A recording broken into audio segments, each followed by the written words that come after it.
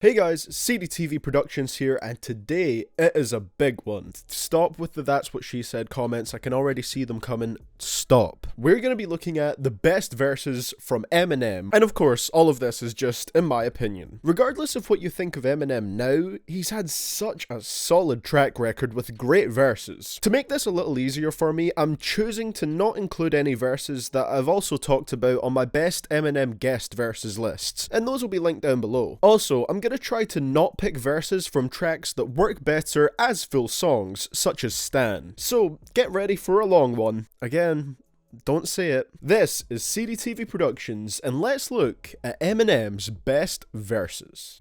Now I'm about to fool again, as soon as it's luminous, the moon is lit, a freaking lunatic, a human computer chip, and I'm soon to stick a broom in the uterus of your Hooters chick. If I was you, I wouldn't do nothing stupid due to the mood I'm in. After Revival, this was honestly the Eminem verse that we needed. In fact, the fact that this verse was so good almost makes Revival all the more frustrating, as it makes you question where this Eminem was for it. It almost makes me want to see an entire remixed version of Revival, but then again, I didn't love a whole lot of the production on that album either. I do want to make it clear that I don't hate that album, but let's be honest, it's definitely in the lower half of Eminem's discography. Anyways, let's move on from that. Eminem basically proved here that criticism makes him a stronger artist. I mean, it's easy to imagine that the negative reception towards Revival set him off on this verse, something that he actually talks about throughout his bars here. You can tell the second the third verse hits that M is gonna go in, zooming straight out with some pretty impressive rhymes. I don't agree with everything he says on this track, but I don't care, the verse is still mind-blowing. And the line about him cutting his fanbase in half with his political views and still outselling most artists is a fantastic line that is genuinely true. We can only hope for more stuff like this in the future. Snatch the mic from him, bitch, I'ma let you finish in a minute. Yeah, the rappers tight, but I'm punished with the greatest verse of all time. So you might wanna go back to the lab tonight and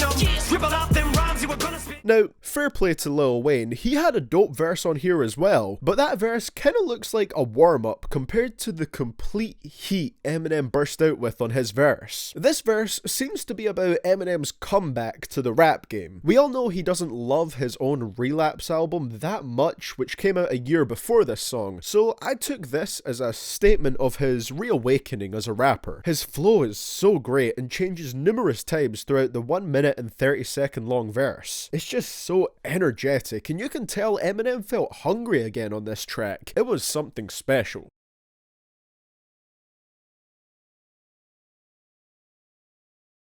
This is a classic right here. I'm not the biggest fan of the whole Infinite album due to the kinda lower standard of production on there compared to other albums of its time, but this song will forever be legendary to me. Eminem proves here that even back in 1996, he could make anything rhyme and actually make sense while doing it. Most of the track is about how great Eminem is as a rapper, but the way he talks about it here is so endearing, and goddamn, the last few bars of the song give me chills every time with how damn well it flows. It's just a classic example of a really well written verse in my opinion. Be the most meanest MC on this earth, and since birth I've been cursed with this curse to just curse and just blurt this berserk and bizarre shit that works. Eminem was pissed for this track. You can genuinely hear the venom in his delivery seeping through into the microphone, and it is very gripping. Fueled by the anger of being constantly recognized in public, Eminem goes on a rant about wanting people to just leave him alone when he's out with his family, and goes into a little bit of detail about what he wishes to do if people don't let him be. On top of being one of the most aggressive and driven tracks he's ever made, it also has a ridiculous rhyme scheme, and apparently the song is wrapped in anapestic tetrameter, a poetic device which I have no clue about, so I'm just not going to speak on that. Overall, it is a powerful statement though, and it was hard to pick a particular verse out of the three on this track. Hey, we going to the beach, grab a couple of toys and let dad strap you in the car seat. Oh, where's mama? She's taking a little nap in the trunk. Oh, that smell. Daddy must have run over a skunk. This verse is a fictional story told from M's perspective as he speaks to his daughter Haley, who was just a baby at the time, as they take a car ride. It sounds innocent and cute, right? Well, it's really not. This track is sinister as fuck. The reason they're taking a car ride is because in this story, Eminem's wife, Kim, is dead in the trunk of the car, and Haley is with him to help him dump the body against her knowledge. M tries to rationalize the situation to his daughter so she doesn't freak out, saying, oh, she's just taking a nap in the trunk, and oh, it's only a little scratch on her throat and ketchup on her shirt, when in reality it's blood from his wife's slit throat. It's dark as hell, but the track sounds so pure as Eminem literally raps like he's talking to a baby. Not to mention, Haley did some ad-libbed baby noises here as well. It's just really great audio-based storytelling on here. I take 7 from stand them all in line. Add an AK-47, a revolver, a 9, a Mac 11, and ought to solve the problem of mine. And that's a whole school of bullies shot up all at one time. If you want to see Eminem at his most controversial, look no further than the Marshall Mathers LP, and in particular, this song. My god, he covers a lot here. Most of it offensive, but all of it laid down in an entertaining way and making a point. This is of course the verse where he references the Columbine school shooting, a line which was forcibly censored on the uncensored version of the album, a situation which Eminem referenced on Rap God and actually got away with like he said he would. He then goes on to talk about wanting to fuck Jennifer Lopez, so much so that he'd even hit it raw if she was his own mother. The line is nasty as hell, but I feel like I have to respect it because of how comical it is and how well written it is. This is up there with Eminem's most controversial verses, but it's also one of his most entertaining. I'm your time that's almost up that you haven't acknowledged. Grab for some water, but I'm that pill that's too jagged to swallow.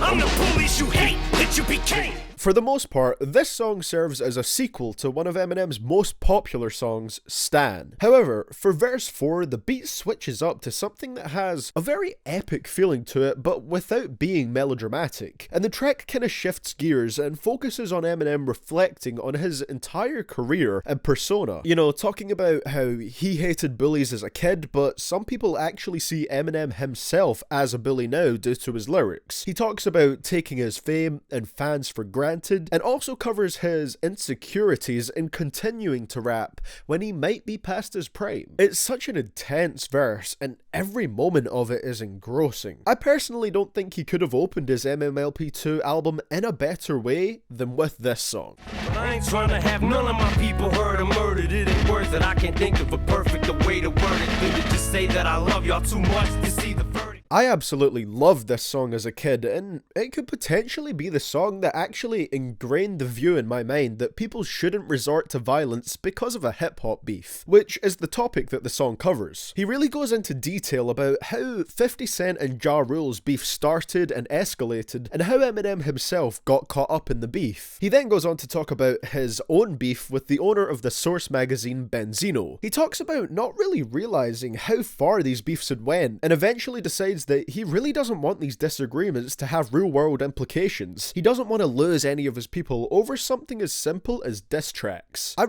really agree with what this song is talking about, because I personally don't think a rap beef should evolve into real-world violence. So I collapse, I'm spilling these raps long as you feel them. To the day that I drop, you'll never say that I'm not killing them. Cause when I am not, then I'ma stop pinning them. And I am not hip-hop, and I'm just not Eminem. I believe this was actually one of the first verses I learned word for word from Eminem, and it has a pretty special place in my heart for that reason. It's one of Eminem's many motivational songs, and it is absolutely fantastic as a running song. Seriously, put this one on when you want to go out for a run, and this shit will get you hyped. M comes through with one of his most intense vocal deliveries here, and this verse is essentially about his place in the rap game in 2002 when it was released, and how important rapping is to him. It's an incredibly hype verse, and like I said, it's one that I'm always gonna remember. You could definitely make a good argument that the other two on this song are more technically impressive, but verse 1 is the one that's most special to me. Why we sing for these kids who don't have a thing except for a dream in a fucking rat magazine, who post pinup pictures on their walls all day long, idolize their favorite rappers and know all they songs. This is up there with some of the realest content that Eminem has ever laid down. Seriously, this verse is captivating, and Eminem opting for a slower flow really helps every single word sink in. He mentions a lot of stuff here that should be common sense to most people, but unfortunately in 2018 it still isn't, such as people blaming music or just media in general for gun violence. Sure, it can glorify guns and even make kids want to buy one, but it doesn't mean the artist should be viewed as negatively as the person who pulls the trigger. Then he gets pretty inspirational for a minute, talking about how powerful music can be for younger people and can actually help make their life feel better when they're going through rough times. Sure, there are many people out there who hate his music, they may even hate him as a person for what he says in his music, but it is a fact that he acts as an idol and an inspiration to millions of people worldwide. Oh my god, these allergies are making it so hard to talk. I hate hay fever, it's basically being allergic to summer. Even though you wake up feeling like shit every morning. But you're young, you got a lot of drugs to do, girls to screw, parties to crash, sucks to be you. If I could take it all back now, I wouldn't. I would've did more shit that people said that I shouldn't. I don't know whether I can call this verse underrated or not. It's one that everyone says is underrated, but does the fact that a lot of people call it underrated make it not underrated? I don't know, but regardless, it's a solid ass verse. I'm sure I've probably mentioned rhyme schemes a lot up to this point, but yet again, this is another one with like too many internal and multi-syllable rhymes to even count without missing a few. On top of that, I love the content. It's kinda cynical, and Eminem covers the highs and the lows of taking drugs. You know, it can be fun, but it can also cause fights and the literal loss of spinal fluid, all that kind of stuff. But M makes it clear that he doesn't regret anything and actually wishes he did more reckless stuff in his youth. This verse is great because parts of it do make drugs sound pretty fun, but it doesn't really glorify them when Eminem details how he thinks his life will be when he's older and how things might come full circle with his daughter having the same experience with the same drugs he had. It's some dope stuff. And no, that wasn't supposed to be a pun. I would hate myself if I deliberately made a pun that awful. Oh yeah, there's an excuse you lose, Bruce, you use. There's new rules. It's cool if it's helping you to get through. It's 12 noon. Ain't no harm in self-inducing a snooze. I'd say this is a definite runner-up for one of the most depressing verses Eminem has laid down, but it really is fantastic. We all know, as detailed on the previous track on this list, that Eminem has had one or two pills in his lifetime, and in this particular set of bars, he details all the excuses and justifications he made for taking them, and it's something that will speak to you if you've ever struggled with addiction yourself. For example, he tells us that his closest friend Proof dying was a big reason for him taking drugs, but how it still doesn't really justify his actions. He talks about trying to hide his addiction from his kids, literally using drugs to induce sleep, and he has a couple of lines about his 2008 overdose. It's a really harrowing look at his life during his addiction, and that's what makes it one of my favourites,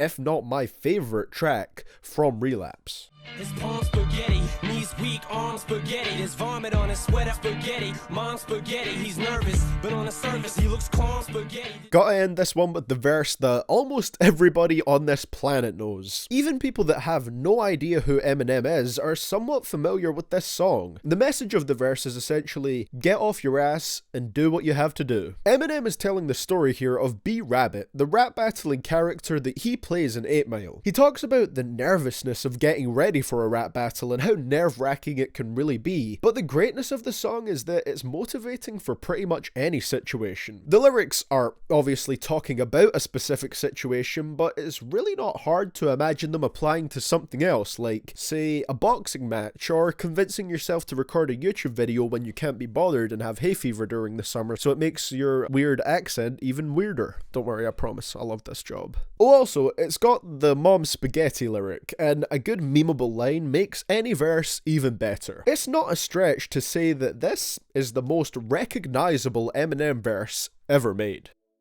Well guys, that's going to be it for the video today. Thank you so much for watching, and I'm happy to have this one finally out there. This one was one that I was delaying for a long time because, like I said, Eminem does have such a solid track record for great verses, you know? There's a lot I had to go through and kind of pick out, which is why I kind of excluded guest verses from this one, and certain songs that work better as a full story, such as Stan. Yeah, I'm sweating right now, so I'm just going to end this recording.